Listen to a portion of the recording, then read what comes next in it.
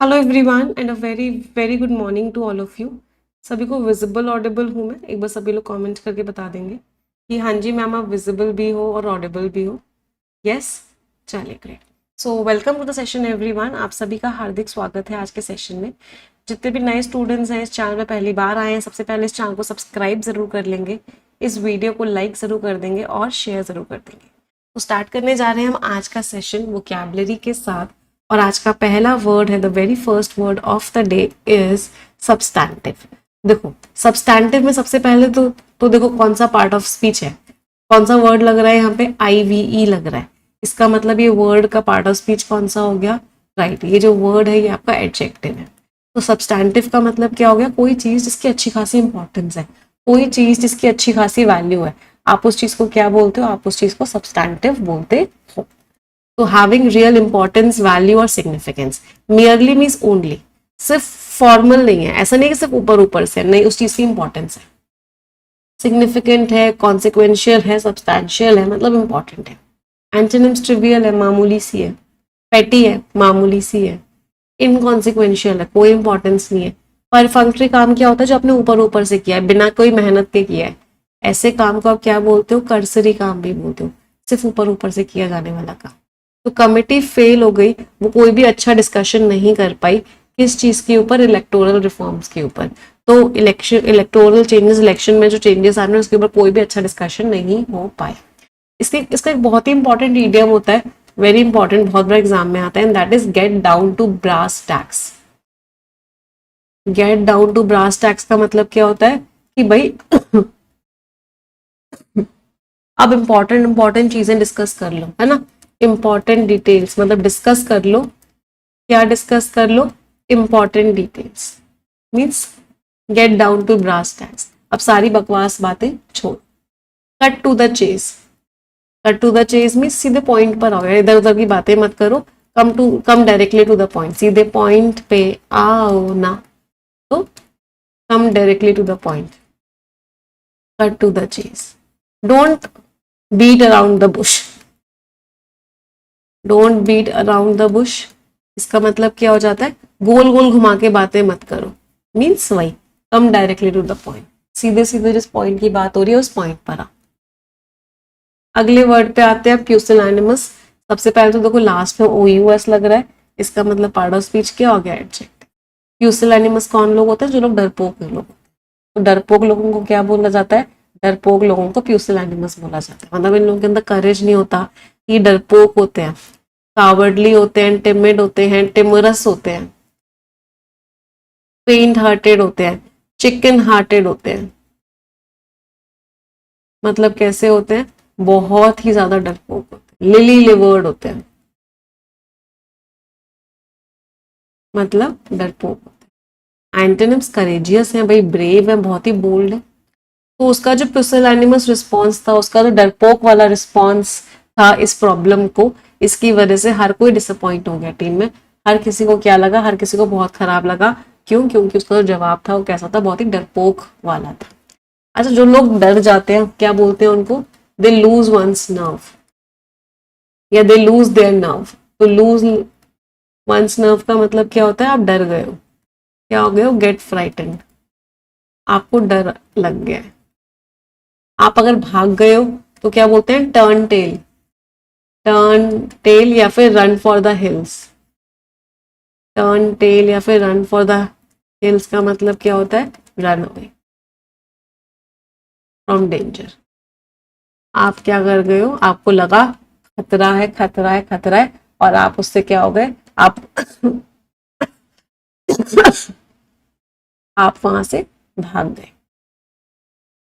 अच्छा, हिल्स की बात कर रहे हैं तो हिल्स का एक और इडियम होता है, एज ओल्ड एज हिल्स। इसका मतलब क्या होता है कि वो इंसान या वो चीज कैसी है, बहुत ही ज्यादा ओल्ड है, वेरी ओल्ड है। रन की बात कर रहे थे, एक इडियम होता है, mill, run for the mill, run of the mill. हाँ, रन ऑफ द मिल का मतलब क्या है, वही रोजमर्रा घिसा पिटा काम है, कुछ भी नया नहीं है, उसको क्या बोलते हैं, run of the mill, means वही बोरिंग रूटीन वर्क,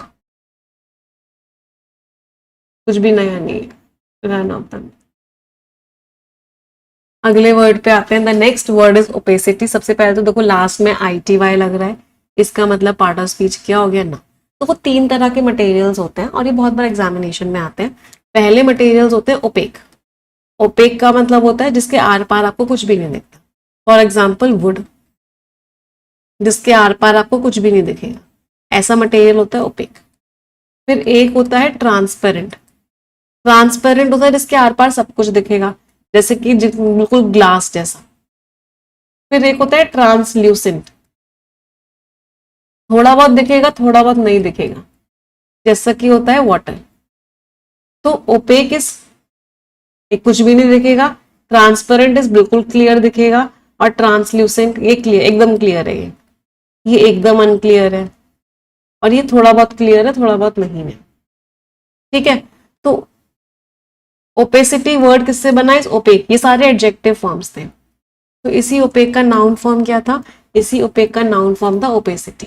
ओपेसिटी मतलब क्लैरिटी नहीं है, है ना। आपको वो बात समझ नहीं आ रही है, आप उस बात को समझ नहीं पा रहे हो, मतलब क्या है? बिल्कुल भी क्लैरिटी नहीं है। ऑब्सक्योरिटी है, क्लैरिटी नहीं है। इनस्क्रूटेबिलिटी, आप नहीं समझ पा रहे हो। इम्पेनेट्रेबिलिटी, आप बिल्कुल भी समझ नहीं पा रहे। एंटोनिम्स एकदम ट्रांसपेरेंसी है, एकदम ल्यूसिड है, एकदम क्लियर है, एकदम क्लैरिटी है, एकदम क्लियर है। तो जो ओपेसिटी थी मतलब क्लैरिटी नहीं थी, किस तरीके से पब्लिक फंड्स दिए जाएंगे, इसकी वजह से क्या शुरू हो गया है? बहुत ज्यादा बुराई शुरू हो गई है। क्यों? क्योंकि क्लियर ही नहीं था किस तरीके से पब्लिक फंड्स दिए जाएंगे। अच्छा, अगर मैं आपसे बोल रही हूँ, एक फ्रेजल वर्ब होता है स्पेल आउट। स्पेल आउट करने का मतलब क्या होता है? कि आप उस बात को क्लियरली बोलो। तो can you please spell it out? क्या उस बात को स्पेल आउट कर सकते हो? एक तो मतलब क्या हो गया कि आप उस बात को क्या बोलो? क्लियरली एक्सप्लेन करो, एक्सप्लेन क्लियरली। दूसरा मतलब क्या होता है स्पेल आउट करने का? इसकी स्पेलिंग बता दो, स्पेलिंग बताओ, टेल द स्पेलिंग। तो अच्छा, कोई चीज एकदम क्लियर होती है, हम उसको क्या बोलते हैं कि वो चीज किस में है? ब्लैक एंड व्हाइट में है, इन ब्लैक एंड व्हाइट है। इसका मतलब क्या है? कि वो चीज एकदम क्लियरली रिटन है, एकदम साफ साफ लिखी हुई है, उस चीज में हल्का सा भी कोई भी कंफ्यूजन वाली बात नहीं। चलिए आगे बढ़ते हैं, अगले वर्ड पे आते हैं। The next word is sesquipedalian. सबसे पहले तो देखो लास्ट में IN लग रहा है, पार्ट ऑफ स्पीच क्या हो गया? Very nice, part of speech is adjective. अब खुद से ना कोशिश किया करो कि आप वर्ड्स को देख के उनका पार्ट ऑफ स्पीच आइडेंटिफाई कर पाओ। तो सेस्क्विपिडालियन का मतलब क्या होता है? कि आप ना बहुत लंबे लंबे शब्द यूज कर रहे हो, आप बोल ज्यादा रहे हो, एक वो तो मीनिंग है, बट मतलब वैसे एग्जैक्ट मतलब क्या होता है? कि आप ना बहुत भारी भारी शब्द यूज कर रहे हो। जैसे हमारे शशि थरूर जी क्या करते हैं? दे ही इज अ सेस्क्विपिडालियन, बहुत भारी भारी शब्द यूज करते हैं। Characterise by the excessive use of long words, लंबे लंबे शब्द यूज करते हैं। इसको बोलते हैं, एक फ्रेज होता है इसका, विच इज यूज $10 वर्ड्स। उनका एक एक शब्द $10 का होता है, इतने भारी भारी शब्द यूज करते हैं। Means use long word, long words use. Verbose थोड़ा सा डिफरेंट है, ये नियर सिनोनिम्स है, डायरेक्ट सिनोनिम्स नहीं है। वर्बोज मीन्स जो बहुत ज्यादा बातें करे, इसको लोक्वेशियस भी बोलते हैं जो बहुत बोलता है, और गैर्युलस भी बोलते हैं जो इंसान बहुत बोलता है। ग्रैंडिलोक्वेंट जो बहुत बड़ी बड़ी महान महान सजा सजा के बोलता है। लॉन्ग वाइंडेड इज ऑल्सो बहुत लंबा लंबा बहुत ज्यादा बोलता है। एंटोनिम्स कंसाइज है, टू द पॉइंट है, ब्रीफ है, सिंपल है, टू द पॉइंट है, सक्सेंट है, टू द पॉइंट है, लेकॉनिक है, बहुत शॉर्ट और टू द पॉइंट है। तो प्रोफेसर के इतने भारी भारी शब्द वाली लैंग्वेज थी, इसकी वजह से सिंपल सा टॉपिक भी डिफिकल्ट हो जाता था, बच्चों को समझ में नहीं आता था। क्यों? क्योंकि प्रोफेसर की तो आदत थी, वो क्या करते थे? बहुत ही भारी भारी शब्दों का इस्तेमाल करते थे अपनी भाषा में। सेस्क्विपिडालियन बहुत बार एग्जामिनेशन में आया हुआ है। ये नंबर देख रहे हो, ये नंबर बताता है कि ये वर्ड कितनी बार एग्जाम में आया। चलिए अगले वर्ड पे आते हैं। The next word is indolent. Indolent is जिसका ना तन डोले ना मन डोले, हाँ, मतलब जो हिलना ही ना चाहे, एक ही जगह पड़ा रहे। इंडोलेंट, काम ही नहीं करना उसे, एफर्ट ही नहीं मारना, एक्टिव ही नहीं होना, indolent. Part of speech adjective. बहुत सारे बच्चे ना इस इंडोलेंट से कंफ्यूज हो जाते हैं डोलफुल से। डोलफुल का मतलब दुखी होता है बेटा, है ना। डोलोरस का मतलब भी दुखी होता है, और इंडोलेंट का मतलब होता है जिसका ना तन डोले ना मन डोले, मतलब आलसी। स्लॉथफुल, लिथार्जिक, सुपाइन, एक ही जगह पढ़ा रहे। एंटोनिम्स, डिलिजेंट है भाई, बहुत मेहनत है। एसिडुअस है, बहुत मेहनती है। इंडस्ट्रियस है, बहुत मेहनती है। तो जो एक एम्प्लॉय था, वो बार बार अपने असाइनमेंट्स क्या कर रहा था, पोस्टपोन कर रहा था, हालांकि उसके पास बहुत ज़्यादा टाइम था उसको कंप्लीट करने का। तो वो एम्प्लॉय कैसा था, वो एम्प्लॉय इंडोलेंट, आलसी था। अगले वर्ड पे आते हैं। The next word is vicissitude. सबसे पहले तो लास्ट में टी यू डी लग रहा है, पार्ट ऑफ स्पीच क्या हो गया, नाउन। विक्सिट्यूड का मतलब क्या है, अचानक से जो बदलाव आया। तो जिंदगी में बदलाव अचानक से ही आते हैं, कभी कुछ होता है कभी कुछ होता है। तो जो अनएक्सपेक्टेड चेंज होता है आपकी जिंदगी में, किस्मत में, आपके आसपास की चीजों में, उस बदलाव को क्या बोलते हैं, विक्सिट्यूड। साधारण भाषा में बोले तो जिंदगी के अप्स एंड डाउन्स, कभी खुशी कभी गम, तारारम पम बम। जिंदगी में क्या होते हैं, अप्स एंड डाउन्स आते हैं। कभी आप ऊपर कभी नीचे, कभी ऊपर कभी नीचे। जिंदगी को की राइड को क्या बोलते हैं, अ रोलर कोस्टर राइड। कभी ऊपर जाएगी कभी नीचे जाएगी। तो विक्सिट्यूड, चेंजेस आएंगे, फ्लक्चुएशंस आएंगे, एडवर्सिटी, मुश्किलें आएंगी। स्टेबिलिटी है, कॉन्स्टेंसी है, परमानेंस है, कुछ चेंज ही नहीं है। तो वो पॉजिटिव थी। ऑप्टिमिस्टिक का एक बड़ा प्यारा सिनोनिम होता है, बहुत बड़ा एग्जाम में आता है, सैंग्विन। तो वो बहुत पॉजिटिव थी, हालांकि जिंदगी में बहुत सारे विक्सिट्यूड्स थे, बहुत सारे अप्स एंड डाउन्स थे, लेकिन वो क्या थी, वो पूरी तरीके से पॉजिटिव थी। अगला word is dainty. Dainty word बहुत बार एग्जाम में आता है। सबसे पहले तो डबल स्टार मार्क करना। डेंटी छोटू सा, सुंदर सा, प्यारा सा, क्या बोलते हैं, डेंटी। डेलिकेटली स्मॉल, अट्रैक्टिव और फाइनली। कोई भी चीज छोटी सी, सुंदर सी, प्यारी सी होती है, वो चीज क्या होती है, डेंटी। डेलिकेट है, एक्सक्विजीट है, डेंटी लुकिंग, तो चलो सेम सा ही हो गया। मतलब वो चीज कैसी है, बहुत ही सुंदर सी है, छोटी सी। एंटोनिम्स, कोर्स है, रफ सी है, रोबस्ट स्ट्रॉन्ग है। अनगेनली का मतलब क्या होता है, अनअट्रैक्टिव, अच्छी नहीं है, सुंदर नहीं है। तो आर्टिसन ने छोटे छोटे से सिल्वर के ऑर्नामेंट्स दिखाए उस एग्जीबिशन में, और वो इतने सुंदर से थे, छोटे छोटे से, प्यारे प्यारे से। अगले वर्ड पे आते हैं, मेंडेशियस। मेंडेशियस जनरली बोला जाता है कि पॉलिटिशियंस ना मेंडेशियस होते हैं। मेंडेशियस मीन्स जिनको झूठ बोलने की आदत। क्योंकि मैं कभी झूठ नहीं बोलता, एक ऐसी मूवी थी गोविंदा की, और जिसमें वो हर सेकंड झूठ बोलते थे, तो वो क्या थे, मेंडेशियस थे। लास्ट में ओ यू एस लग रहा है, पार्ट ऑफ स्पीच क्या हो गया, एडजेक्टिव। तो गोविंदा जी क्या थे, डिसऑनेस्ट थे, और उस मूवी में झूठ बोलने की तरफ इंक्लाइन थे, मतलब उनकी आदत ही थी, झूठ बोलने में ना उनका मन नहीं लगता था। डिसीटफुल, धोखेबाज, डिसऑनेस्ट, अनट्रूथफुल, धोखेबाज। एंटोनिम्स नहीं, एकदम ट्रूथफुल है, एकदम ऑनेस्ट। ऑनेस्ट का एक बड़ा प्यारा वर्ड होता है, स्क्रूपुलस है, सिंसियर है, मतलब ऐसा कोई झूठ वूठ नहीं बोल रहे। तो जर्नलिस्ट ने एक्सपोज किया पॉलिटिशियन के झूठे वादों को, और रिलायबल मीन्स विश्वसनीय, विश्वसनीय सबूतों के साथ। तो उसने क्या किया, एक्सपोज कर दिया। अच्छा, अगर आप किसी को ट्रिक कर रहे हो, मुझे कितने इडियम्स बताओगे ट्रिक करने के, 10 बता दोगे? अगर आप किसी को ट्रिक कर रहे हो, बहुत बार किए हैं हमने, अब तो याद हो गए होंगे। Lead someone up the garden path. मतलब धोखा दे रहे हो। Pull wool over someone's eyes.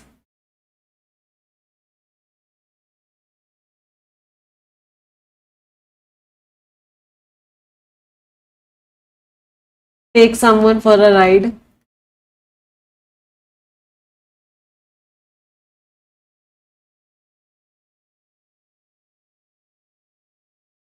String someone along. String someone along का मतलब क्या है, किसी को आप क्या कर रहे हो, गलत रास्ते पे लेके जा रहे हो, मिसलीड कर रहे हो। Pull a fast one, very good.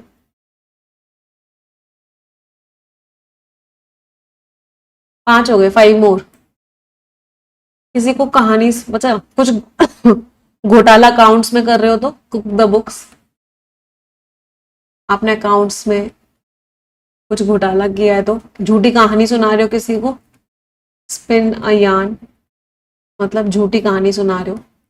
Tell a tall tell, आप उस इंसान को क्या कर रहे हो, झूठी कहानी सुना रहे हो। आप झूठ के साथ इकोनॉमिकल हो रहे हो, इकोनॉमिकल विद द ट्रूथ, मतलब बहुत कम, सॉरी सच के साथ इकोनॉमिकल हो रहे हो, मतलब बहुत कम सच्चाई बोल रहे हो। आपकी बात में ज्यादातर क्या है, आपकी बात में झूठ है। आपने हाँ ट्विस्ट कर दिया है या फिर बेंड कर दिया है ट्रूथ को, झूठ बोल रहे हो। लाई थ्रू वंस टीथ, मतलब एकदम ऐसा झूठ बोल रहे हो, इतना बोल्डली, बहुत झूठ बोलना, बहुत बोल्ड होकर अगर आप झूठ बोलते हो तो उसको क्या बोलते हैं, लाई थ्रू वंस टीथ। तो यहाँ पे ना कंफ्यूज होते हैं बहुत सारे लोग वाइट लाई को लेके।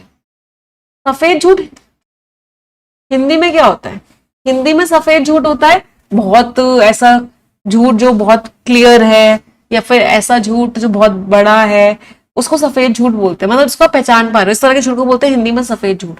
लेकिन इंग्लिश में व्हाइट लाई का मीनिंग बिल्कुल डिफरेंट होता है। इंग्लिश में व्हाइट लाई का मतलब होता है एक छोटा सा झूठ, कि किसी का नुकसान ना हो तो आपने एक छोटा सा झूठ बोल दिया to avoid harm. For example, mummy ने पूछा, लंच बॉक्स पूरा खा लिया था, कि मम्मी को अच्छा लगे तो आपने बोल दिया हाँ मम्मी खा लिया था, हालांकि खाया नहीं था। तो एक छोटा झूठ होता है व्हाइट लाई, जैसे किसी को अच्छा फील हो, किसी को नुकसान ना हो, मतलब अच्छी इंटेंशन के साथ होता है, अच्छी सोच के साथ होता है। तो इंग्लिश का सफेद झूठ और सॉरी हिंदी का सफेद झूठ और इंग्लिश के व्हाइट लाई में फर्क होता है। Smoke and mirrors, very good.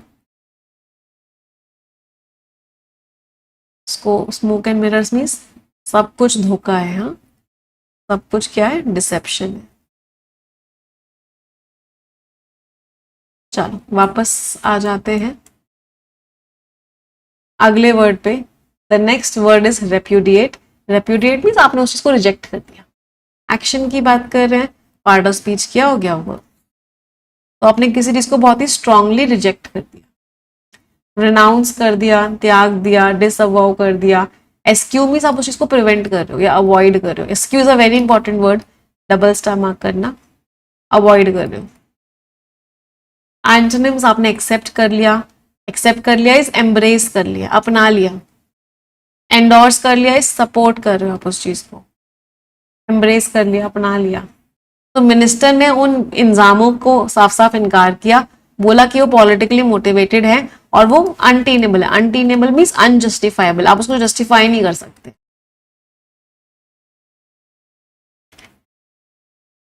समझ आई सभी को वोकैबुलरी? यस और नो माय चैंपियंस। मैम इसी चीज को बहुत दिन से मिस कर रहे थे। कोई बात नहीं, आपसे क्लासेस आपकी रेगुलर होंगी। कितने बच्चों ने अभी बीच में क्लासेस नहीं हुई तो पुराने एडिटोरियल्स देखे थे, अपना क्या कहते हैं स्केड्यूल खराब नहीं होने दिया था, अपना स्केड्यूल ब्रेक नहीं होने दिया था, पुराने क्लासेस देखी थी रेगुलरली। बहुत सारे बच्चों ने, वेरी नाइस। जब भी ऐसा कुछ हो, आपके पास तो इतनी क्लासेस है, इतनी क्लासेस है, कोई भी उठा के कभी भी देख सकते हो। भगत सिंह की आज हम कहानी पढ़ने वाले हैं। द फ्लेम, ऐसी आग थी उनके अंदर जो डर भी नहीं बुझा पाया। Proud of all of you, जितने बच्चों ने, सभी लोगों ने एक भी दिन मिस नहीं किया एडिटोरियल और पुरानी क्लासेस देखी हैं, पीडीएफ से पढ़ा, वेरी नाइस। चलो अब जितने भी हमने वर्ड्स किए हैं वो सारे के सारे वर्ड्स वोकैबुलरी के हम रिवाइज करें। मैम एक वर्ड रह गया है, एक वर्ड रह गया, सॉरी हाँ, स्किंटिलेट करना इस चमचमाना, चमकना, कोई चीज चमक रही है, स्किंटिलेट कर रही है। एक्शन की बात कर रहे हैं, पार्ट ऑफ स्पीच क्या हो गया, वर्ब, क्योंकि वो चीज क्या चमक रही है। स्पार्कल कर रही है, शाइन कर रही है।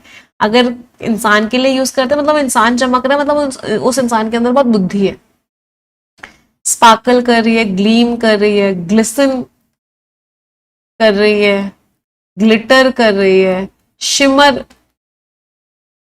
कर रही है, एफर्वस कर रही है, मतलब वो चीज क्या कर रही है, वो चीज चमक रही है। एंटोनिम्स डल है, लैंग्विश है, लैंग्विश मीन्स कमजोर होती जा रही है, स्टैग्नेट है, रुकी हुई है। तो जो साइंटिस्ट था वो चमक रहा था, मतलब उसकी बुद्धि दिख रही थी, मतलब वो कितना स्मार्टली चीजों को कर रहा था कॉन्फ्रेंस के दौरान, और वो अपने इतने इनोवेटिव आइडियाज दे रहा था रिन्यूएबल एनर्जी को लेकर। तो तो जो साइंटिस्ट था वो क्या था, चमक रहा था। आ जाते हैं स्टोरी पे। तो आज की कहानी है भगत सिंह जी की। उससे पहले एक रिक्वेस्ट करूंगी, 6000 से ज्यादा बच्चे सेशन देख रहे हैं। जितने लोगों ने सेशन को लाइक नहीं किया हुआ एक बार तुरंत के तुरंत लाइक कर देंगे। Everyone will like the session. Bhagat Singh ji बड़े हुए जब बहुत ही ज्यादा, विक्सिट्यूड का मीनिंग बताओ। जैसे जैसे जो जो वर्ड आएगा ना आप लोग उसका मीनिंग तेज तेज बोलोगे। विक्सिट्यूड मीन्स उथल पुथल हो रहे थे, है ना, चेंजेस हो रहे थे। इंडिया स्ट्रगल कर रही थी ब्रिटिश रूल के अगेंस्ट, और बहुत सारे लोग सफर कर रहे थे। कुछ डरपोक लोग, पुसिलैनिमस वाज डरपोक, लोग चुप थे। लेकिन भगत सिंह के अंदर एक बहुत ही substantive, substantive mean significant, important understanding थी फ्रीडम की, सैक्रिफाइस की और नेशनल रिस्पेक्ट की। उन्होंने उस ओपेसिटी, ओपेसिटी मीन्स क्लैरिटी ना होना, उसको अपनाने से मना कर दिया जो कॉलोनियल ऑपरेशन के सराउंडिंग थी, मतलब जो दबा रहे थे लोगों को, और अपने आप को डिवोट किया। उन्होंने हिस्ट्री पढ़ी, पॉलिटिक्स पढ़ी और आइडियाज लेके आए। हालांकि उनकी जो राइटिंग्स थी वो कभी कभी सेस्क्विपिडालियन थी। सेस्क्विपिडालियन मीन्स बहुत लंबे लंबे शब्दों का वो इस्तेमाल कर रहे थे, लेकिन वो बताते थे कि उनका इंटेलेक्ट कितना है, उनके अंदर नॉलेज कितनी है, उनका क्या विजन है इंडिपेंडेंट इंडिया का। वो कभी भी आलसी नहीं थे। इंडोलेंट वॉज आलसी। उनका जो हर मोमेंट था वो डेडिकेटेड था कंट्री को जगाने में और इनजस्टिस को चैलेंज करने में। उन्होंने डेंटी का मतलब क्या, सुंदर, ब्यूटीफुल, छोटे और ब्यूटीफुल। ऑर्डिनरी लाइफ के छोटे छोटे कंफर्ट्स को त्याग दिया, क्योंकि पर्सनल प्लेजर का कोई मतलब ही नहीं था उनको, जब उनकी कंट्री जो है एंस्लेव्ड थी, बंधी हुई थी। ब्रिटिश अथॉरिटीज ने उनको एक क्रिमिनल की तरह शो किया। झूठे झूठे, मेंडेशियस इज फॉल्स, झूठे झूठे क्लेम्स लगाए, लेकिन भगत सिंह ने करेज और क्लैरिटी के साथ वो बोलते रहे। उन्होंने रिजेक्ट कर दिया, रेप्यूडिएट इज रिजेक्ट कर दिया, डर को, सबमिशन को और हर कोशिश को जो उनके डिमांड को चुप करवाने के लिए थी। जेल के अंदर भी उनका जो कॉन्फिडेंस था वो चमक रहा था। उन्होंने बहुत सारे इंडियंस को इंस्पायर किया। सिर्फ 23 साल की उम्र में उन्होंने मृत्यु को अपना लिया, और बहुत ही बढ़िया करेज के साथ। उन्होंने प्रूफ किया कि इंसान की जो जिंदगी होती है वो इससे नापी नहीं जाती वो उन्होंने कितना जिया, बल्कि इससे नापी जाती है कि उसने किस पर्पस के लिए जिया, किस विश्वास के साथ जिया, और जो त्याग दिया उसने। तो 23 साल की उम्र में उनको फांसी दे दी गई थी, बट उनकी जिंदगी कितनी इंपॉर्टेंट थी, किस तरीके से उन्होंने अपनी जिंदगी जी, वो आज भी लोगों को याद है। उन्होंने इंडिया का के लिए एक विजन सोचा कि हम इंडिया को इंडिपेंडेंट कराएंगे, करेज दिखाया, बोल्डनेस दिखाई ब्रिटिशर्स के against. Salute to such a man. तो मॉरल, ट्रू करेज का मतलब क्या है कि आप कॉन्फिडेंटली खड़े रहो जस्टिस के लिए, रास्ते भले ही कितना सैक्रिफाइस क्यों ना मांगे, पर्पसफुल लाइफ जो है उसके आने वाली बहुत जनरेशंस को इंस्पायर करे। ये सारे के सारे वर्ड्स आप पीडीएफ से पढ़ेंगे टेलीग्राम चैनल पे, English with Nimisha Bansal Telegram channel पे आपको ये वर्ड्स शेयर हो जाएंगे। वन वर्ड सब्स्टिट्यूट्स पे आ जाते हैं। The first word is graffiti. Graffiti means आपने देखा होगा ना आजकल ड्राइंग्स या पेंटिंग्स बनी होती हैं वॉल्स के ऊपर। तो आप कहीं भी जाओगे, जैसे अगर आप मथुरा जाओगे तो आपको वहां राधा कृष्ण की, कृष्ण जी की उनके लाइफ की वॉल्स पे ड्राइंग्स मिलेंगी, तो उसको क्या बोलते हैं, ग्राफिटी। तो राइटिंग्स और ड्राइंग्स या जो बनाई गई हैं वॉल के ऊपर या किसी भी सरफेस के ऊपर एक पब्लिक प्लेस। हच, जिसमें छोटे छोटे एनिमल्स को रखा जाता है, छोटा सा केज होता है जिसमें एनिमल्स को रखा जाता है, हच। नेम सेक, इसका मतलब क्या है, किसके ऊपर नाम रखा गया। फॉर एग्जाम्पल मैंने अपने बेटे का नाम उसके दादाजी के नाम पर रखा, मान लो, तो दादाजी क्या हो गए, नेम सेक हो गए। The young boy was named after his grandfather who was his name सेक, मतलब दोनों का नाम सेम। पैसिफिस्ट बहुत बार एग्जाम में आता है, एग्जामिनर का फेवरेट वर्ड है पैसिफिस्ट, मतलब ऐसा इंसान जो कहता है लड़ाइयां मत करो, जंग मत करो। महात्मा गांधी क्या थे? पैसिफिस्ट थे। फ्रेजल वर्ब पे आते हैं। Why did you hang up on me? तुमने फोन क्यों कट किया मेरा? Hang up means phone cut कर देना। तो किसी इंसान ने क्या किया? हैंग अप किया। इसका मतलब क्या है? फोन कट कर दिया। Next is harp on. आप एक ही चीज के बारे में बार बार कंप्लेन किए जा रहे हो, कंप्लेन किए जा रहे हो, कंप्लेन किए जा रहे हो, उसको क्या बोलते हैं? Harp on. To keep talking और कंप्लेनिंग अबाउट समथिंग रिपीटेडली। तो क्या करना है? बार बार एक ही चीज के बारे में कंप्लेन कर रहे हो। हैश आउट, किसी चीज को डिस्कस कर रहे हैं जब तक फाइनल रिजल्ट नहीं आ जाता, हैश आउट करना। टीम जो है डिटेल्स जो है डिस्कस करने के लिए बैठी, हैश आउट करने के लिए बैठी। हैव अगेंस्ट मीन्स उसके आप खिलाफ। I don't have anything against you, मैं तुम्हारे कोई खिलाफ नहीं हूँ, कोई ऑब्जेक्शन नहीं है मुझे तुमसे, कोई नफरत वफरत नहीं है। I have nothing against him, मेरे मन में कोई नफरत नहीं है उसके अगेंस्ट। तो हैव अगेंस्ट मीन्स किसी के लिए नफरत हो। इडियम्स एंड फ्रेजेस पे आ जाते हैं। ईट हम्बल पाई, सबके सामने सॉरी बोल दिया, सबके सामने अपोलोजाइज कर दिया। तो to admit your mistakes and apologise in front of every. तो आप सबके सामने सॉरी बोल रहे हो, इसका मतलब क्या है? Eat humble pie. A hard nut to crack, बहुत मुश्किल काम है, हाँ, हरक्यूलियन टास्क है, means a very difficult work. Take the cake मतलब या तो सबसे अच्छा होगा या सबसे बुरा। तो टू बी द बेस्ट और worst of something. Have a sweet tooth, मतलब आपको मीठा खाना बड़ा पसंद है। You have a sweet tooth, तुम्हें मीठा खाना बहुत पसंद है। Eat someone out of house and home, इसका मतलब किसी इंसान के पास जितना भी खाना था आपने सारा खत्म कर दिया। आप उसके घर पे गए और उसके घर पे जितना खाना था सब खत्म कर दिया, कि बेचारे के पास हाउस और होम कहीं कुछ बचा ही नहीं। To consume all of someone's food, उस इंसान का सारा खाना आपने तबाह कर दिया, चट कर दिया। क्या बोलते हैं खाने को ऐसे खत्म करने को? क्या बोलते हैं? खाने को चट कर दिया आपने सारा। समझ आया सभी को? ये स्टोरी सभी लोग टेलीग्राम चैनल से पढ़ेंगे। आ जाते हैं आज के आर्टिकल पे। बहुत ही प्यारा आर्टिकल है। रिक्वेस्ट करूंगी, 6,500 से ज्यादा बच्चे सेशन देख रहे हैं। जितने लोगों ने सेशन को लाइक नहीं किया है, एक बार तुरंत की तुरंत लाइक कर देंगे। Everyone will like the session. अच्छा, एक इंपॉर्टेंट चीज, कल सभी को पता है एसबीआई क्लर्क की नोटिफिकेशन आ गई है। मान के चलो कि लगभग 10,000 वैकेंसीज यहाँ पर हैं। अभी देखो बढ़ेंगी भी वैकेंसीज ना, क्योंकि बहुत सारी स्टेट्स में वैकेंसीज आई नहीं है, और ऐसा हो नहीं सकता कि वैकेंसीज ना आए, तो कुछ ना कुछ तो होगा। आईबीपीएस क्लर्क की भी नोटिफिकेशन थी, इसमें भी लगभग इतनी ही वैकेंसीज थी। फिर आईबीपीएस पीओ भी है,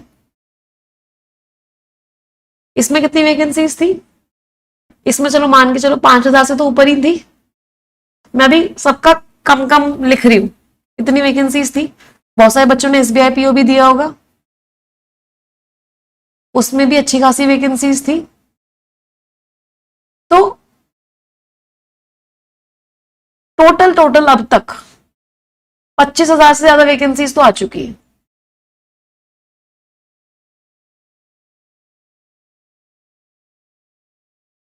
अभी आरआरबी पीओ भी आएगा, अभी आरआरबी क्लर्क भी आएगा, इनमें भी आएंगी वैकेंसीज। फिर अभी और भी एग्जाम्स आने वाले हैं, कुछ एग्जाम्स और एक्सपेक्टेड है अभी, वो भी आएंगे।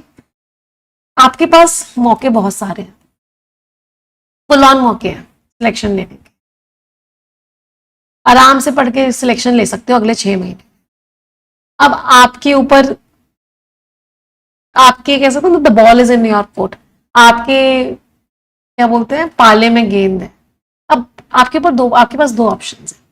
एक तो ये है कि अभी से ना परेशान हो, यार मेरी स्टेट में तो वैकेंसी आई ही नहीं है एसबीआई क्लर्क की, यार मेरी स्टेट में तो 200 वैकेंसीज हैं या 250 वैकेंसीज हैं या फिर 5 वैकेंसीज हैं या फिर 10 वैकेंसीज हैं। ये सोचते रहो, परेशान होते रहो। एक एक घंटा, एक एक सेकंड बहुत कीमती है, ऐसे निकलता जाएगा। डिस्कशंस करोगे, दिमाग में नेगेटिव एटीट्यूड डालोगे, कुछ होगा ही नहीं। ये वाली वैकेंसीज भी जितनी आई थी, ये 10,000 भी होती, 20,000 भी होती, तब भी आपका सिलेक्शन नहीं होता, क्योंकि आपकी तो आदत है ग्लास को आधा खाली देखने की। दूसरी तरफ वो बच्चे हैं जिनकी आदत है ग्लास को आधा भरा हुआ देखने की, तो उनको तो अपना ग्लास हमेशा भरा हुआ ही दिखेगा। आईबीपीएस क्लर्क कितनी सारी वैकेंसीज है, एसबीआई क्लर्क कितनी सारी वैकेंसीज, आईबीपीएस पीओ इतनी सारी वैकेंसीज।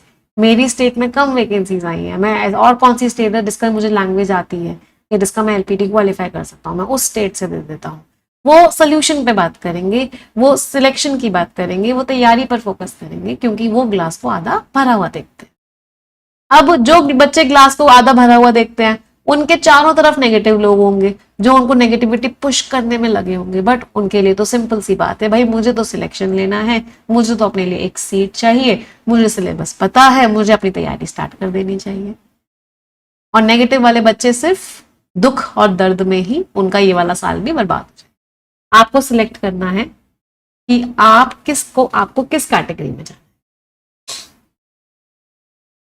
आपको ग्लास आधा खाली देखना है या ग्लास आधा भरा हुआ देखना है?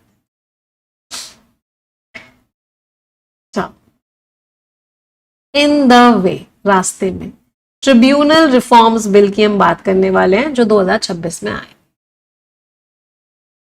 चलिए पहले आप पढ़ेंगे, फिर हम समझाएंगे। Read it everyone.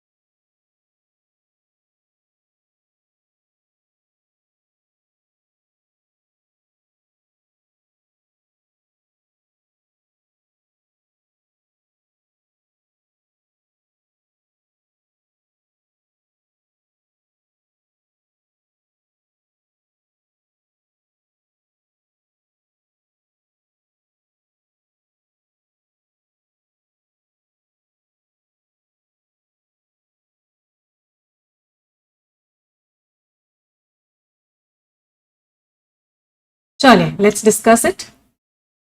ट्रिब्यूनल्स, अब tribunals have a raison d'etre. अच्छा, raison d'etre is a very important foreign word. इसका मीनिंग होता है रीजन ऑफ एग्जिस्टेंस। तो जो ट्रिब्यूनल्स होते हैं, ट्रिब्यूनल्स क्या होते हैं ऑथर आगे बताएंगे। इनका एक मकसद होता है जस्टिस सिस्टम। क्या मकसद होता है इनका? दे अलाउ स्पेशलिस्ट, कि जो स्पेशलिस्ट लोग हैं वो ये उनको क्या करते हैं, अलाउ करते हैं कि ये सेटल कर ले टेक्निकल डिस्प्यूट्स। तो मतलब जितनी भी टेक्निकल लड़ाइयां हैं वो सेटल हो जाए फास्टर देन द जुडिशरी को, कि जजमेंट सिस्टम में जस्टिस सिस्टम कर पाए, हमारे कोर्ट्स कर पाए, उससे पहले ये कर ले, इसलिए ट्रिब्यूनल्स होते हैं। SP Sampath Kumar and L Chandra Kumar इस एक केस की ऑथर ने बात बोली। सुप्रीम कोर्ट ने बोला कि जो ट्रिब्यूनल ने डिसीजन लिया, तो ट्रिब्यूनल एक तरीके से ग्रुप हो गया, एक ऑर्गेनाइजेशन हो गई जुडिशरी के अंदर ही, मतलब एक तरीके से कमेटी हो गई जो डिसीजन ले रही है। तो उसका जो डिसीजन है ये रिव्यू होगा हाई कोर्ट्स के द्वारा, क्योंकि judicial review is part of the basic structure. क्योंकि जुडिशियल रिव्यू करना मतलब हाई कोर्ट रिव्यू करेगा, ये स्ट्रक्चर का पार्ट है। सेंसिबल दो देवर, ये बात बिल्कुल सही थी, सेंसिबल थी, लॉजिकल थी। दी ऑर्डर्स, लेकिन इस ऑर्डर्स ने लेफ्ट अ स्ट्रक्चरल फ्लॉ, लेकिन इस ऑर्डर ने एक प्रॉब्लम थी जो छोड़ दी। Left a structural flaw standing means एक प्रॉब्लम है जो छोड़ दी। Tribunals have historically been administered जो ट्रिब्यूनल्स हैं हिस्टोरिकली मीन्स हमेशा से, बहुत पुराने से इनको मैनेज किया गया है उन्हीं मिनिस्ट्रीज के द्वारा जिनके डिसीजंस ट्रिब्यूनल को रिव्यू करने हैं। अब इमेजिन करो किसी को किसी का डिसीजन लेना है और डिसीजन भी उसी को लेना है जो उसको मैनेज कर रहा है, तो ये प्रॉब्लम चल रही है कि ट्रिब्यूनल्स उन्हीं के द्वारा मैनेज किए जाते हैं जिनके डिसीजंस को रिव्यू कर रहे हैं। रोजर मैथ्यू केस में कोर्ट ने बोला कि एक अलग से स्टैट्यूटरी मींस लॉ के हिसाब से एक नेशनल ट्रिब्यूनल कमीशन बनाओ जो ओवरसी करेगा, जो नजर रखेगा सिलेक्शन पे और एडमिनिस्ट्रेशन पे ट्रिब्यूनल्स के। तो एक कमेटी बनाई गई, एक कमीशन बनाया गया जो इन ट्रिब्यूनल्स की वर्किंग को ओवरसी करेगा, इनके ऊपर ध्यान देगा। लेकिन पार्लियामेंट ने क्या किया, पार्लियामेंट ने फाइनेंस एक्ट 2017 यूज किया जिससे कि एग्जीक्यूटिव मींस हमारी पार्लियामेंट को, सरकार को ज्यादा कंट्रोल मिले अपॉइंटमेंट्स के ऊपर।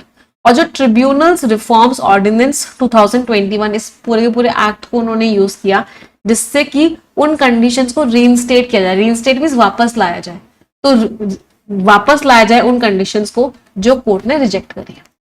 तो पूरे पैराग्राफ में क्या दिया गया है कि ट्रिब्यूनल्स जो हैं वो डिस्प्यूट्स को सेटल करने के लिए होते हैं, टेक्निकल डिस्प्यूट्स को। तो कोर्ट ने क्या बोला कि इन ट्रिब्यूनल्स को देखने के लिए भी एक कमेटी होनी चाहिए और वो कमेटी चेक करेगी इन ट्रिब्यूनल्स की फंक्शनिंग को। लेकिन पार्लियामेंट ने क्या किया, पार्लियामेंट ने फाइनेंस एक्ट को यूज कर लिया। उन्होंने बोला नहीं, हमारा कंट्रोल होना चाहिए ज्यादा ट्रिब्यूनल्स के ऊपर, सरकार चाहती है कि वो कंट्रोल करे ट्रिब्यूनल्स पे और सरकार चाहती है जो कंडीशंस कोर्ट्स ने हटाई है वो वापस आ जाए। अगला पैराग्राफ पढ़ेंगे सभी लोग।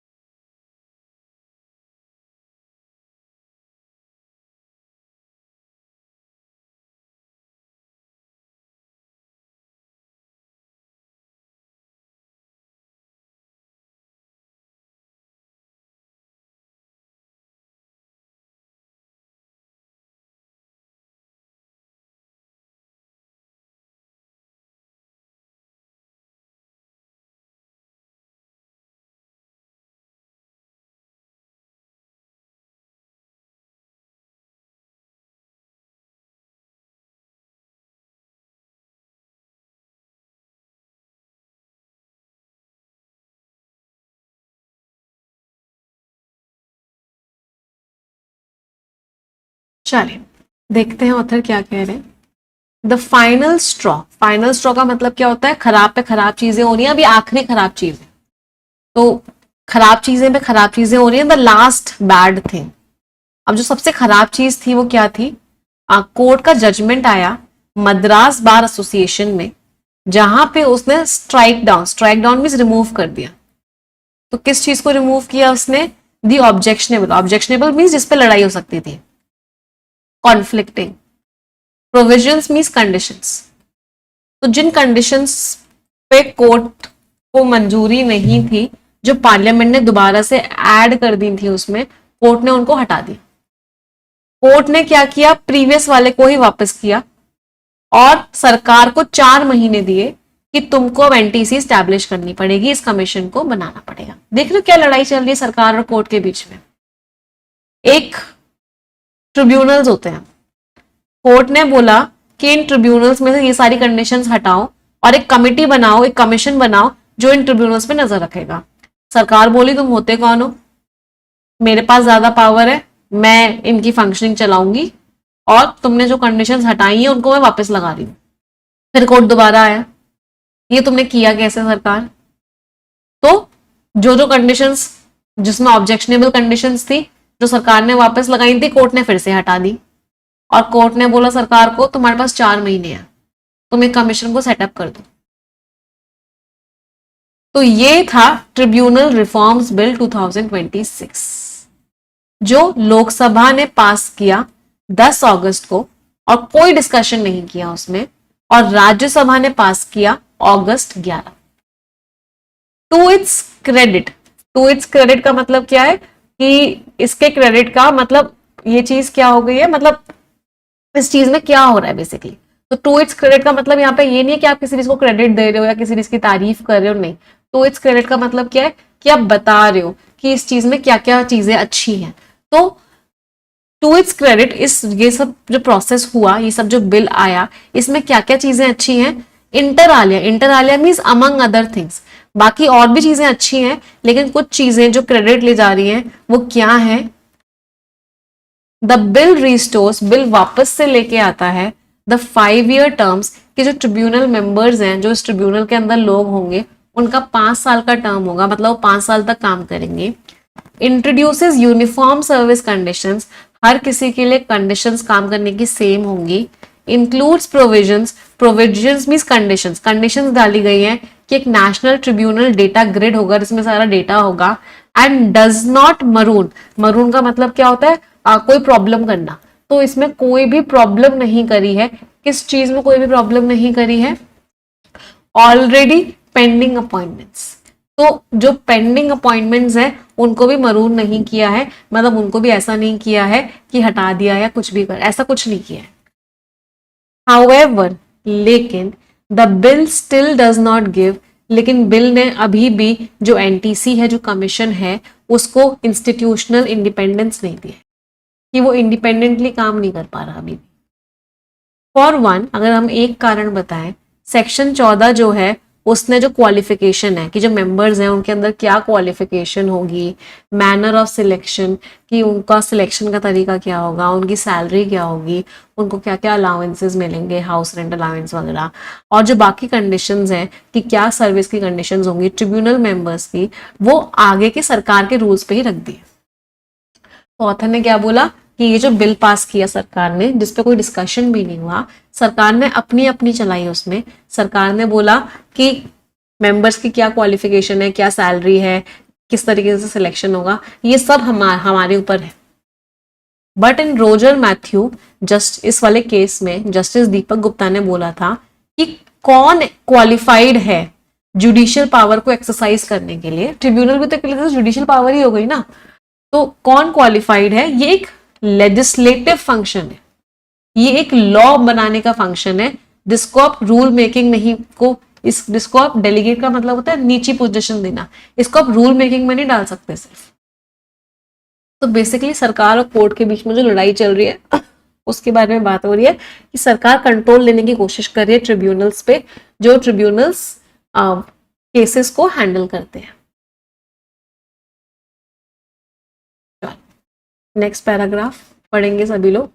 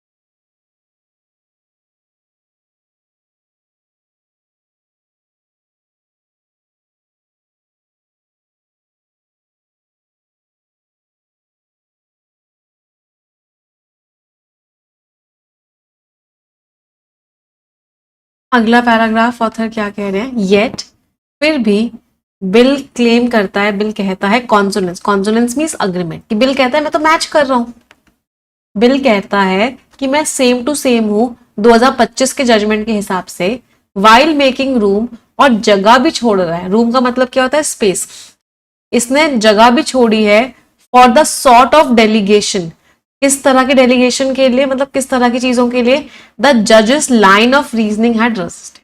तो ऑथर ने क्या बोला कि बिल कह रहा है कि मैं तो बिल्कुल 2025 के जजमेंट के हिसाब से हूं, जबकि साथ ही साथ बिल ने उस जगह भी छोड़ दी है उन चीजों के लिए जिन चीजों को जज जो है जिनके खिलाफ है। रेजिस्ट का मतलब क्या, अपोस्ट।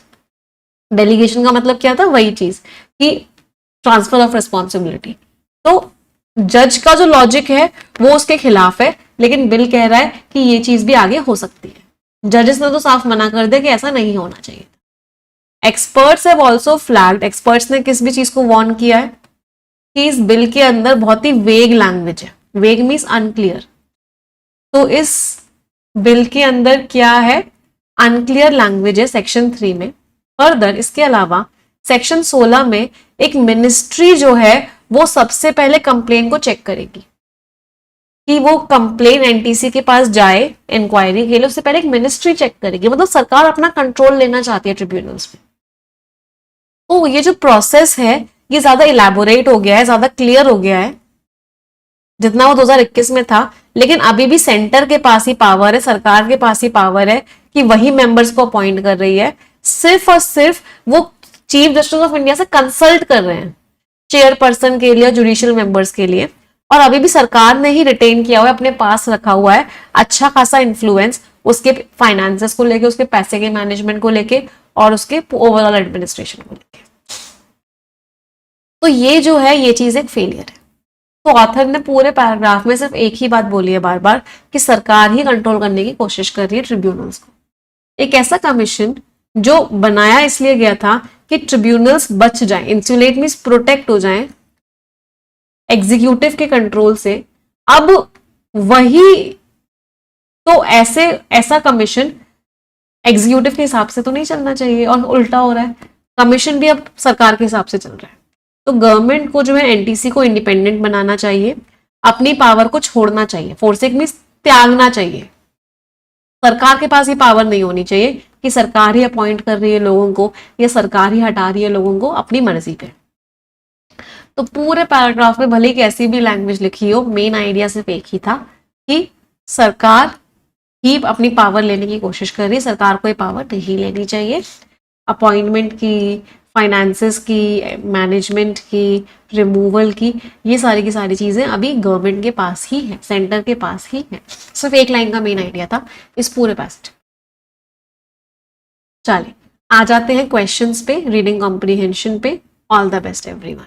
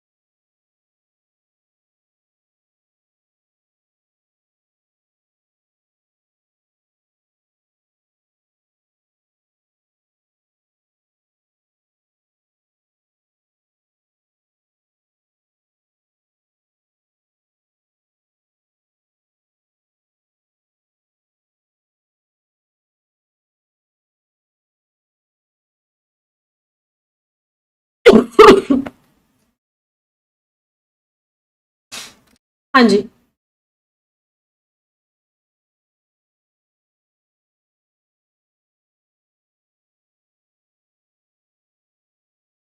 दिख रही हूँ मैं आप लोगों को?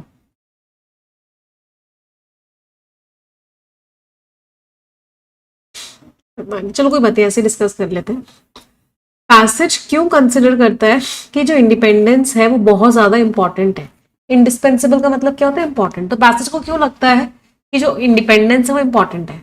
क्योंकि ट्रिब्यूनल्स के पावर्स जुडिशियल फंक्शंस होते हैं, मतलब ये जुडिशरी की जगह काम करते हैं, और ये वल्नरेबल है, कमजोर है सरकार एडमिनिस्ट्रेटिव इन्फ्लुएंस से, उन्हीं अथॉरिटीज से जिनके डिसीजन उनको लेने। सही बात है, ये जुडिशरी की तरह काम करते हैं और ये क्या वल्नरेबल है। अगर उन्हीं को, जिनके अगेंस्ट उनको डिसीजन लेने, वही इनको कंट्रोल करेंगे तो कैसे ले पाएंगे डिसीजन?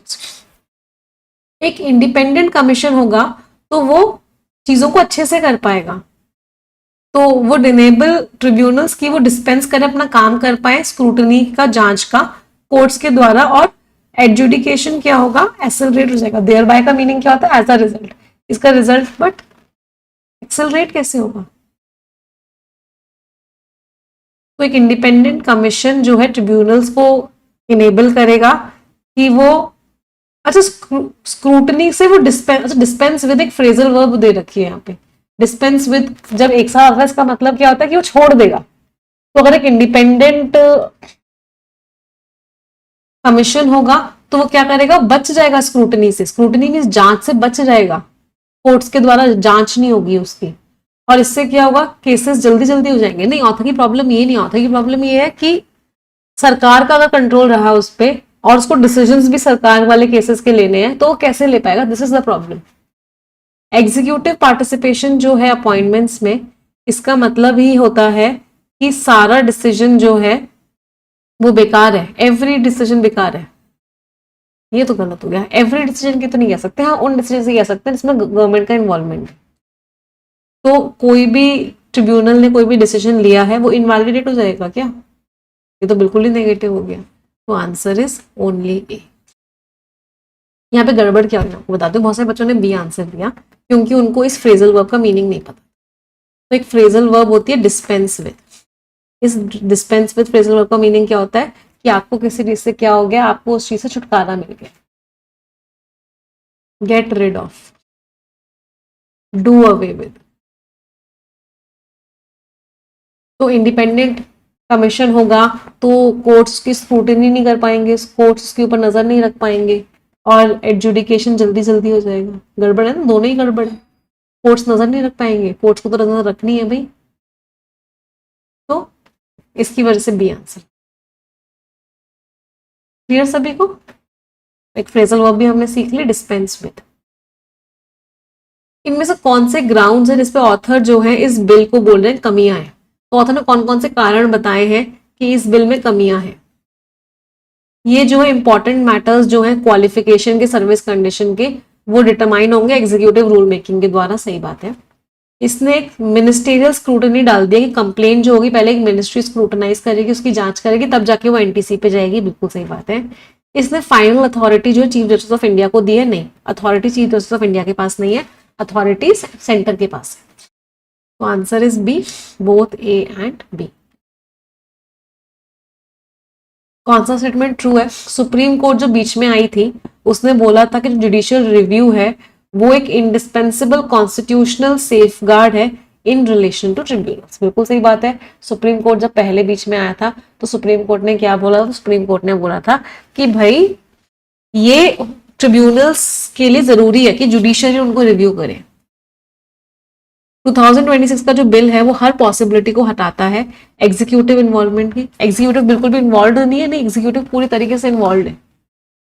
और इसमें लिखा हुआ है कि 2026 का बिल ऐसा आया है कि एग्जीक्यूटिव इन्वॉल्व नहीं है। भाई सेंट्रल गवर्नमेंट ही अपॉइंटमेंट कर रही है, वही ट्रांसफर कर रही है, वही सब कुछ कर रही है, तो एग्जीक्यूटिव इन्वॉल्वमेंट है। और यहाँ पे लिखा हुआ है कोई भी पॉसिबिलिटी नहीं है एग्जीक्यूटिव इन्वॉल्वमेंट की। बिल ने एक ऐसा मैकेनिज्म इंट्रोड्यूस किया है जिसके थ्रू जो इंफॉर्मेशन है ट्रिब्यूनल से कंसर्निंग, उसको हम सिस्टमेटाइज कर सकते हैं नेशनली। नेशनली सिस्टमेटाइज करने का मतलब क्या है कि हर कोई हर कोई उसको देख सकता है। यहाँ तो एक डेटा ग्रिड की बात हुई थी वहां पे कि उन्होंने क्या किया, एक डेटा ग्रिड बनाने की बात करी है, तो ये भी सही हो गया। तो answer is C, both A and C. कौन कौन से कंक्लूजन आप पैसेज से निकाल सकते हो? सुप्रीम कोर्ट ने जो पहले रिकमेंडेशंस दी थी उनका कोई इन्फ्लुएंस नहीं हुआ, बिल्कुल भी इन्फ्लुएंस नहीं हुआ। जो जो आगे चीजें हुई उनके ऊपर नहीं, ऐसा नहीं कह सकते कि बिल्कुल ही इन्फ्लुएंस नहीं हुआ, थोड़ा बहुत इन्फ्लुएंस तो हुआ था। जो ट्रिब्यूनल रिफॉर्म की जो इफेक्टिवनेस है वो सिर्फ इस पे नहीं कि सब जगह प्रोसीजर सेम है, यानी इस पे है कि क्या आर्किटेक्चर है उस बॉडी का। सही बात है, तो सिर्फ यूनिफॉर्मिटी पे डिपेंड नहीं करती, आर्किटेक्चर पे भी डिपेंड करता है कि काम कैसा होगा। बार बार जो सरकार कोशिश कर रही है कि पुराने वाले कंडीशन ही वापस आ जाए, इसकी वजह से एक लड़ाई चल रही है। सही बात है, लड़ाई तो चल रही है कोर्ट और सरकार के बीच में। कोर्ट चेंजेस लाती है, सरकार कहती है नहीं वापस से चेंजेस हटाओ, फिर कोर्ट चेंज लाता है, सरकार कहती है नहीं चेंजेस हटाओ, तो बीच में कॉन्फ्लिक्ट वाली सिचुएशन तो चल रही है। Answer is D, both B and C. Tone बतानी है तो the first is qualifiedly critical. Qualifiedly critical का मतलब क्या है कि ऑथर ने थोड़ी बहुत तारीफ करी है बट बुराई भी करी है, तो ऑथर ने थोड़ी बहुत चेंजेस बताए, थोड़ी बहुत चीजें की है बट बुराई भी करी है, तो सही बात है। कॉशियसली अप्रिशिएटिव, ऑथर ने थोड़ी बहुत तारीफ करी है कि बिल में कंडीशंस अब यूनिफॉर्म हो गई हैं, चीजें अच्छी हो गई हैं, 5 साल के टर्म्स आ गए, थोड़ी बहुत तारीफ करी, थोड़ी बहुत बुराई करी है, इसलिए ये दोनों है। इनडिस्क्रिमिनेटली डिसमिसिव, इसका मतलब क्या है कि ऑथर ने बिल्कुल साफ साफ इनकार ही कर दिया है कि कुछ भी नहीं है, मतलब पूरी तरीके से रिजेक्ट कर दिया चीजों को, बिल्कुल ही बकवास है। नहीं, ऑथर ने ऐसा नहीं बोला बिल्कुल ही बकवास है, ऑथर ने हमको बताया है कि ये चीजें बिल में अच्छी हुई हैं, ये बिल में प्रॉब्लम्स है, तो ऑथर की जो टोन है वो प्रॉपरली डिसमिसिव नहीं। डिसमिसिव का तो मतलब होता है आपने साफ साफ मुंह पे ही दरवाजा बंद कर दिया, ऐसा इस तरह की टोन तो ऑथर की नहीं थी। तो answer is B, both A and. Scores everyone, क्या क्या स्कोर्स रहे रीडिंग कॉम्प्रिहेंशन में सभी के? चले एक रिक्वेस्ट करूंगी ना, लगभग 8,000 बच्चे सेशन देख रहे हैं, जितने लोगों ने सेशन को लाइक नहीं किया हुआ एक बार तुरंत के तुरंत लाइक कर देंगे। अच्छा, आज के आर्टिकल की लैंग्वेज काफी अच्छी थी। अच्छी मैं वर्ड तब यूज करती हूँ जब बहुत डिफिकल्ट लैंग्वेज होती है, तो आज के आर्टिकल की लैंग्वेज बहुत डिफिकल्ट थी। आई होप आप लोगों को समझ में आया होगा। आज का आर्टिकल मेंस लेवल आर्टिकल था आज का। चलिए, all the best for error detection.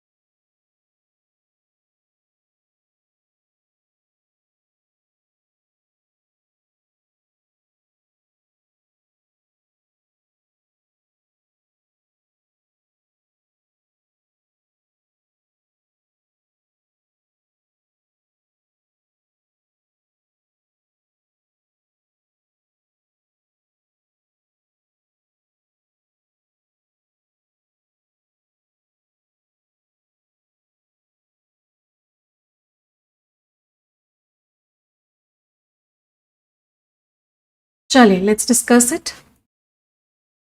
There are less than 20 candidates remaining in the final round of the recruitment for the position of probationary officer. ठीक है. क्या प्रॉब्लम है यहाँ पे? जब भी आप नंबर्स की बात करते हो ना, whenever you talk about numbers, तो आप यहाँ पे वर्ड क्या लगाते हो? फ्यूअर. तो फ्यूअर मीन्स आप गिन पा रहे हो. नंबर की बात तभी कर पाओगे ना जब आप गिन पा रहे हो उस चीज को. इसका मतलब फ्यू आप कब यूज करते हो? जब काउंटेबल वर्ड होता है. लेस आप कब यूज करोगे? लेस शुगर है, लेस वाटर है. मतलब लेस कब यूज करोगे? जब अनकाउंटेबल. तो यहाँ पे लेस देन नहीं, क्या आएगा? Fewer than. तो एरर हो गया ए पार्ट में. 5 मेंबर्स कमेटी. तो कमेटी नाउन है. ये वर्ड कैसे यूज हुआ है? एडजेक्टिव की तरह. तो जब भी कोई नाउन एडजेक्टिव की तरह यूज होता है वो अपने सिंगुलर फॉर्म में आता है. तो द 5 मेंबर कमेटी. तो 5 मेंबर कमेटी को काम दिया गया है कि वो इंजामों को इन्वेस्टिगेट करेगी, उन पे उनकी जांच करेगी जो फाइनेंशियल घोटाला हुआ है इस कंपनी के अंदर. इसको आप दूसरी तरीके से भी कर सकते थे. इसको नंबर मान लो, ये यूनिट है, ये नाउन है. जब भी नंबर यूनिट नाउन या नंबर यूनिट एडजेक्टिव दिया जाता है, यूनिट सिंगुलर आती है. 120 रूल्स ऑफ ग्रामर को एक बार अच्छे से पढ़ लो बेटा. माई सिस्टर इन लॉज नहीं होता, सिस्टर्स इन लॉ होता है. तो सिस्टर इन लॉ सिंगुलर होता है, सिस्टर्स इन लॉ प्लूरल होता है. तो sisters in law. Amount uncountable चीजों के लिए यूज करते हैं. लोगों को तो गिन सकते हो. तो a large number of people. बहुत सारे लोग इकट्ठे हो गए पार्लियामेंट के बाहर.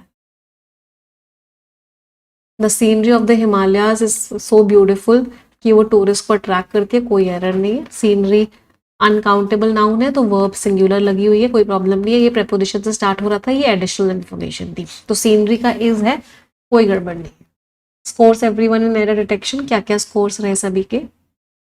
चलिए आ जाते हैं स्किमिंग पे. स्किमिंग का मतलब होता है ऊपर ऊपर से पढ़ के ओवरऑल मेन आइडिया बताना. तो अब पहले सभी लोग आप स्किम करेंगे, क्वेश्चंस का आंसर देंगे, फिर हम डिस्कस करेंगे. उससे पहले मैं रिक्वेस्ट करूंगी, 8000 बच्चे सेशन देख रहे हैं लगभग. जितने लोगों ने सेशन लाइक नहीं किया एक बार तुरंत के तुरंत लाइक कर. No path to peace. कोई रास्ता नहीं है शांति का. इजराइल ने जो रिजेक्ट कर दिया है शांति प्रस्ताव. चलो, ऑल द बेस्ट एवरीवन.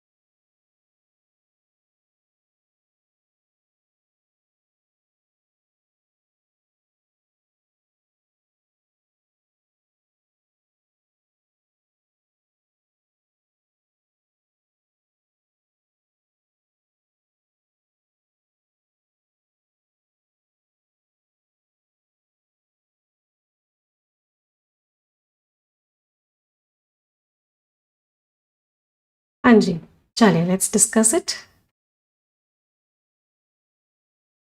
अच्छा, आप लोगों ने पूछा नहीं मुझसे ना एक चीज, कि जो एडिटोरियल में जो आप मैम गए थे, आपने हमको बोला था कि मैं बात करूंगी सभी बच्चों के लिए कि उनको हिंदू के ई पेपर का फ्री सब्सक्रिप्शन मिल जाए, तो उसका क्या हुआ? पूछा नहीं आप लोगों ने मुझसे? हाँ, चलो कोई बात नहीं, पहले इसको डिस्कस करते हैं, फिर उसके बारे में बात करेंगे लास्ट में। तो लगभग 1 साल हो चुका है जब से यूएस ने जो सीज फायर की थी वो खत्म हो गई। नहीं, उस फायर ने इसराइल के बम्बार्डमेंट को एंड किया, और जो गाजा तबाह हो रहा था, ऐसा लग रहा था कि वो एंड कर देगी, लेकिन जब से सीज फायर हो गई है उसके बाद भी इसराइल की स्ट्राइक्स ने इतने सारे लोगों को मारा है। उसकी फोर्सेस के पास अभी भी इतना कंट्रोल है, इतने सारे लोग अभी भी टेंट कैंप्स में रह रहे हैं, इतने सारे लोग अभी भी मलबे के अंदर, मलबे के बीचों बीच रह रहे हैं। वहाँ पे मदद नहीं पहुंच पा रही है। इसराइल ने रिकंस्ट्रक्शन भी रोक के रखा है। पहले वो कह रहा है कि हमास को सबसे पहले अपने वेपन्स गिराने पड़ेंगे। हमास जब मान गया, और तो यूएस के जो पैलेस्टीनियन टेक्नोक्रेट्स थे, उन्होंने भी बोला कि इसराइल वापस हटेगा, और एक पूरा पूरा मैप बनाया था मिस्टर ट्रंप ने बोर्ड ऑफ पीस करके। तो इसराइली प्राइम मिनिस्टर ने उसको मानने से मना कर दिया। उन्होंने बोला कि मैं नहीं मानता इस 15 पॉइंट के डॉक्यूमेंट को, और कोई विड्रॉल नहीं होगा जब तक हमास जो है अपने वेपन्स को नहीं त्याग देता। आप सरप्राइज यही है कि जो मैंने आप लोगों के लिए पूछा बोला था, जो मैंने आप लोगों के लिए, चलो पहले इसको डिस्कस कर लें, फिर लास्ट में बताएंगे। I tell you at the end. अभी यहाँ पे फोकस कर लो प्लीज, है ना। इसराइल सिर्फ यही नहीं चाहता कि हमास जो अपने डिसआर्मामेंट कर ले, मतलब अपने हथियारों को त्याग दे, वो ये भी चाहता है कि गाजा जो है पूरी तरीके से उसके कैप्चर में आ जाए। और लेकिन ये सब चीजें नुकसान किसको दे रही है? वहां के बच्चों को, वहां के लोगों को। इसराइल के ऊपर केसेस चल रहे हैं कि उसने इतने सारे लोगों को मारा है इंटरनेशनल कोर्ट ऑफ जस्टिस में। इंटरनेशनल क्रिमिनल कोर्ट ने तो एक अरेस्ट वारंट भी दे दिया है मिस्टर नेतन्याहू के लिए, और उनके ऊपर एक करप्शन का केस भी चल रहा है। तो उन्होंने क्या बोला है कि मैं हमास को तबाह कर दूंगा, वो पावर में रहने की कोशिश कर रहे हैं। तो अगर वो कोई भी कंसेशन देते हैं, कोई भी छूट देते हैं विड्रॉल को लेके, तो उसका उनके ऊपर पॉलिटिकली नेगेटिव इम्पैक्ट पड़ेगा। तो जो वॉर शुरू हुई थी February 28 को ईरान के ऊपर ट्रंप और इसराइल के द्वारा, ये एक बहुत ही बड़ा डिजास्टर हुआ है। इसकी वजह से फ्यूल क्राइसिस हो गया बहुत सारी कंट्रीज में। स्ट्रेट ऑफ हॉर्मुज अब काम ही नहीं कर रही है, पेट्रोल और फर्टिलाइजर के कॉस्ट बढ़ते जा रहे हैं, यूएस इकोनॉमी अफेक्ट हो रही है। इसकी वजह से मिस्टर ट्रंप चाहते हैं कि भाई कुछ ना कुछ लड़ाई तो खत्म हो। सिंपैथी भी कम होती जा रही है इसराइल के लिए। यूएस के इलेक्शंस भी आ रहे हैं। न्यू गाजा एक विजन है उनका कि नया ट्रेड जोन होगा, इंफ्रास्ट्रक्चर होगा। ये समझ रहे हैं कि वो बस सिर्फ प्रॉफिट कमाना चाहते हैं मिस्टर ट्रंप इस कॉन्फ्लिक्ट से। 15 पॉइंट प्रपोजल जो है वेलकम होगा गाजा के लोगों के द्वारा। हमास के पास अब बहुत ही कम चीजें बची हैं, उनको तो अब डिसआर्ममेंट करना ही करना पड़ेगा, हथियार त्यागने ही पड़ेंगे, लेकिन इसराइल को भी वापस लेनी चाहिए अपनी फोर्सेस।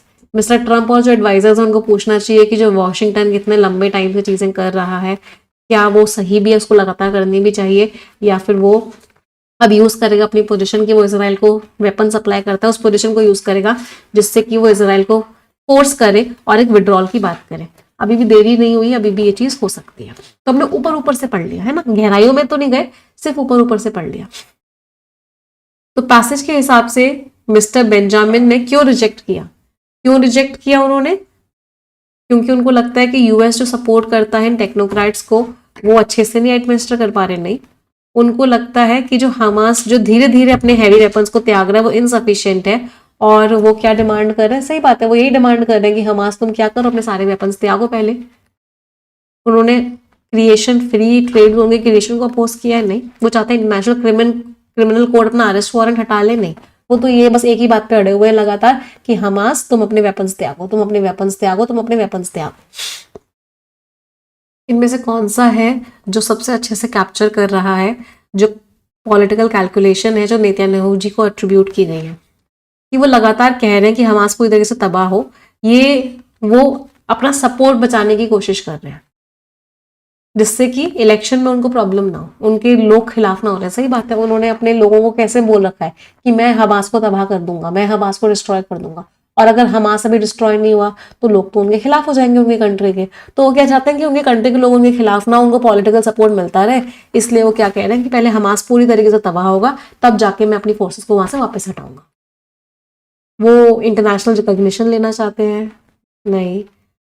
वो चाहते हैं कि इंटरनेशनल कोर्ट ऑफ जस्टिस की केसेस से बच जाए? नहीं। वो इन टेक्नोक्रेट्स को स्ट्रांग बनाना चाहते हैं? नहीं। आंसर इज ए, वो अपना सपोर्ट बचाना चाहते हैं। स्कोर्स एवरीवन, क्या क्या स्कोर्स रहे सभी के? चलिए, previous year questions for all. Pritam इस सीरीज को समझना। हीनियस इज बहुत ही घिनौना, कहाँ गया घिनौना, ये रहा। इम्पासिस आगे ही नहीं बढ़ पा रहे हो। जियोपोडाइसिस खतरे में डालना। किंडल इज जगाना। A B D C and E. Previous year idioms, make a clean breast of, आपने अपनी बात को पूरी तरीके से कन्फेस कर लिया सबके सामने। Not one's cup of tea, मतलब मुझे नहीं पसंद ये चीज। ऑन थिन आइस, बहुत रिस्की पोजीशन में हो। फुल ऑफ वन सॉक्स, अपनी परफॉर्मेंस आपने इंप्रूव की है। Put a spoke in someone's wheel, आप किसी के रास्ते में कांटा बन रहे हो। E, A, C, D and B। 10 शब्द हैं, इनमें से 3 वर्ड्स का मीनिंग सभी लोग कमेंट्स में लिखेंगे। आप सभी की जिम्मेदारी है कि आप कम से कम 3 वर्ड्स का मीनिंग कमेंट्स में लिखेंगे ही लिखेंगे। इट इज़ अ रिस्पॉन्सिबिलिटी, और हर बच्चा अपनी जिम्मेदारी पूरी करेगा। जो बच्चे अपनी जिम्मेदारी पूरी करेंगे उनमें से एक बच्चे को हम success no more an illusion book भी गिफ्ट करेंगे, और उस बच्चे के घर वो बुक भिजवाई भी जाएगी। तो मेक श्योर करो कि सभी लोग कम से कम 3 वर्ड्स का मीनिंग कमेंट्स में लिखें। Everyone has to write them, है ना, हर बच्चे को लिखना है।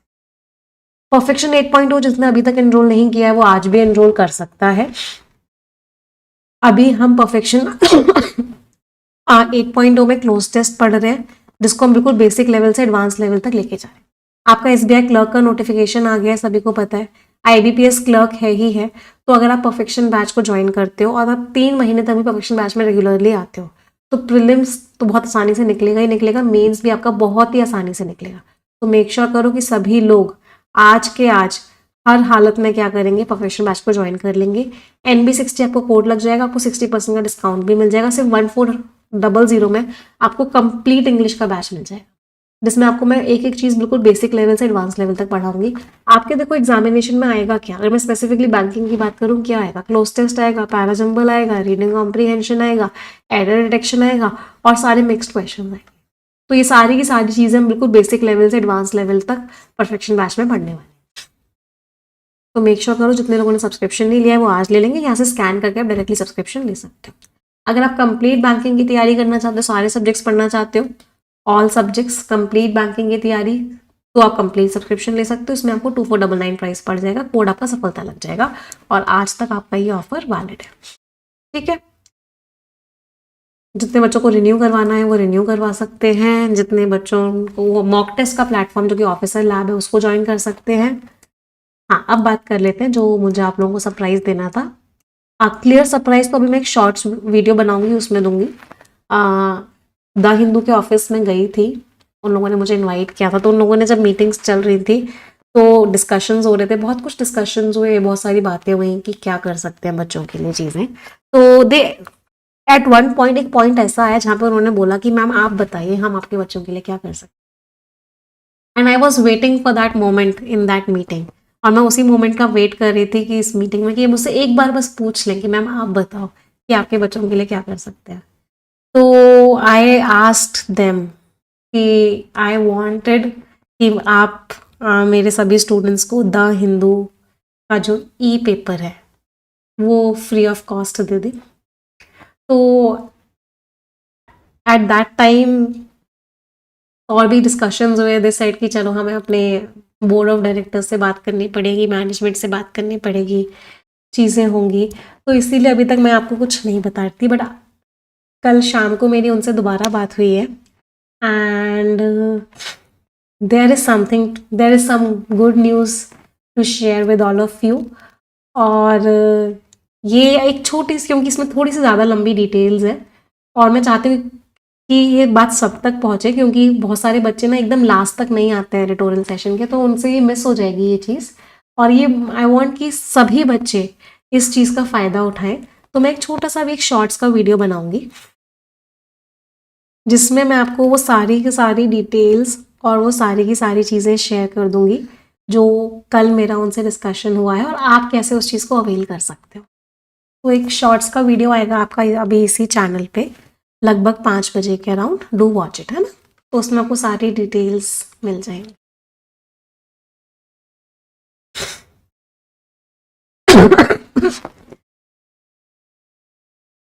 ठीक है, चलो तो सेशन यही एंड करते हैं। अब हम मिलेंगे परफेक्शन बैच की क्लास में 11 बजे। टेलीग्राम चैनल ये है, इसको ज्वाइन कर लेना। यहाँ पीडीएफ सारी मैगजीन्स मिल जाएंगी। कोई डाउट कोई क्वेरी होगी तो हमें इस नंबर पे व्हाट्सएप करके पूछ लेना। ये इस वीडियो के डिस्क्रिप्शन में एक फॉर्म है, उस फॉर्म को आप फिल कर सकते हो। टीम आपको कॉल करेगी, आपके सारे डाउट्स एंड क्वेरीज का आंसर दे देगी।